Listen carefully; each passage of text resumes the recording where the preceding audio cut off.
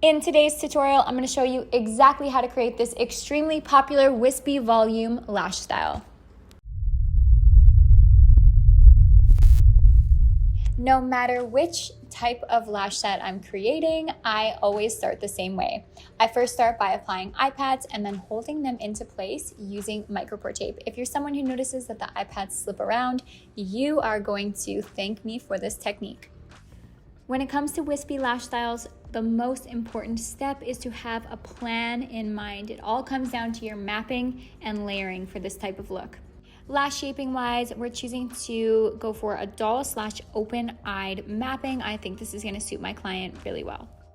In order to bring this shaping to life, you'll notice I've used my longest lengths around the middle arch of the eye, and then I descend down in length toward the inner and outer corner. My inner corner, you'll notice my shortest length is 9mm. My my shortest length is 12mm. Something that's really important to note here is that these are just my spikes. So every line that you see is going to be one spike where I use wet lashes. Don't worry, I'll show you how to do that later. But those are gonna be my wet lashes. From here, it's up to me to build the base. The base meaning the rest of the lashes within the set. You'll notice in my map that there is a 3 to 4mm gap between the longest and the shortest lengths used within my set. This is a really important tip if you're wanting wispy looks like this. You need those spikes to stand out, and in order to do that, you have to use 2 to 4mm longer for your spiked lashes, and those are going to need to be placed on the top layer. My products of choice today are Lost Artistry's Ultra Dark Volume Lashes. I'm going to use these for the spikes across the top layer and the base. Here I have pulled back all the lashes to expose the bottom layer. When you're lashing in layers like this, you need to be able to identify the difference between the top layer and the bottom layer because it's so important that your spikes only sit on the top layer. So I like to start by lashing the bottom layer like I've done here. I'm using semi-open fans in 0.03 diameter. Even though these look so lightweight, they're actually mega volume lashes. You can use mega volume to create a volume type effect. It doesn't have to look like someone's wearing a broom on their eyes in order to classify as mega volume. Fan type wise, notice that the fans aren't super wide. These I consider as narrow or semi-open fans. I really like using those type of lashes for this type of look. The reason why is because they create a nice amount of density, but also a little bit of wispiness, which really complements your wispy volume lash looks. You're gonna continue filling the entire bottom layer with these type of lash fans.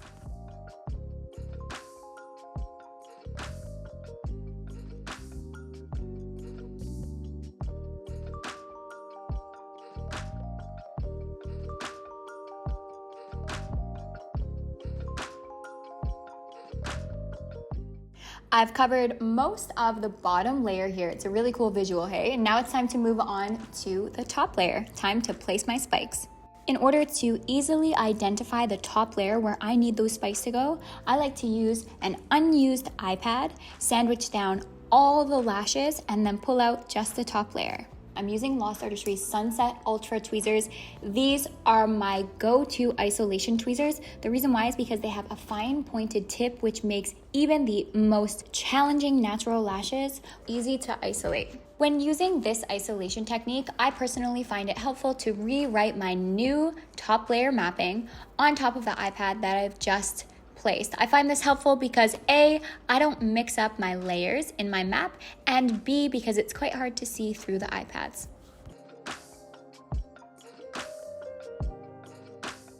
It's time to make the spikes.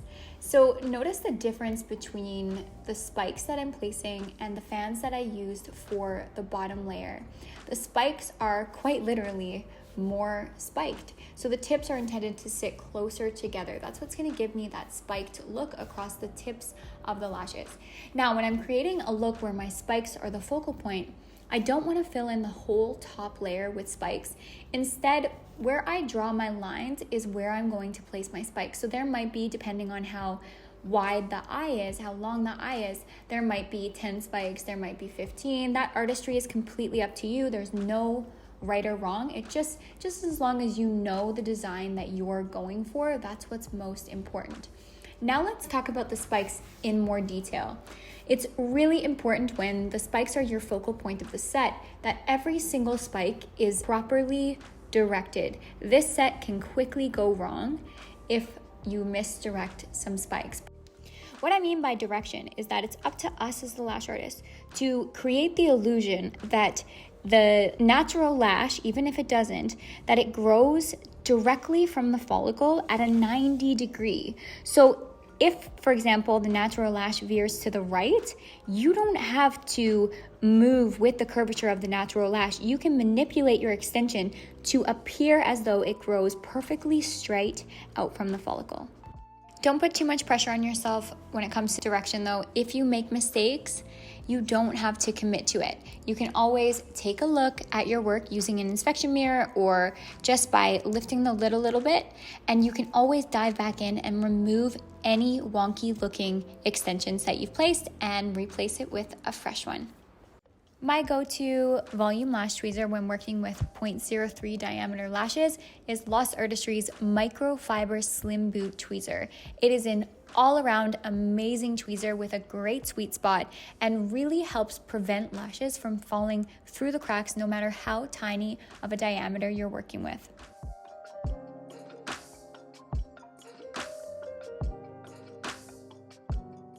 Now you're probably wondering, what do I do with the rest of the top layer? Once those, let's say 15 spikes have been placed with your longest lengths, you need to fill in the rest of the top layer. So I use the exact same map that I use for my bottom layer on the top layer. This still gives me that 4 millimeters difference between the base shape and the longest length. Once the top layer is complete, you're so close to being finished. Now you just need to add additional darkness by filling in the rest of the lashes, as many as you can, on the middle layer. Don't put too much pressure on yourself to get 100% coverage. Everyone's always saying that they need 100% coverage, but in my opinion, as long as you have the bottom layer 100% covered, the top layer 100% covered, everything else is an awesome bonus. With that said, sometimes some sneaky inner corner lashes can be hiding, so make sure you use your finger or some tape to pull the eyelid towards the ear. That's going to expose any unlashed inner corner lashes. I cannot stress to you enough the importance of lashing all the way to the very inner corner. Even if you go in there with as small of lashes as 5 millimeters, it's going to make a world of difference to your set.